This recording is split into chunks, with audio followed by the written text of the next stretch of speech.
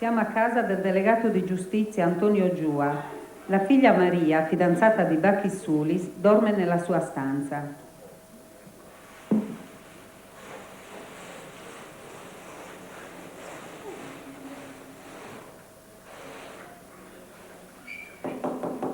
Maria.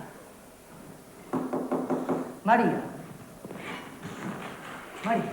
Cine? Oh, signore, dormia. Figlio mia, prima di venire dalle 2. E adesso io. Perdona, gli dicevo, scusa, sopra. Ti ne ho fatto una lettera di volte bacchisi, ma dai, te ne dà ragione. Ti dà un rasamignano, sto strigativo. No, batti. Balla, venissi su sonno. Batti. Là, e ti lascio qui se sarà nella lotta. E poi una amica non ti ho gioire. Romiere, Maria.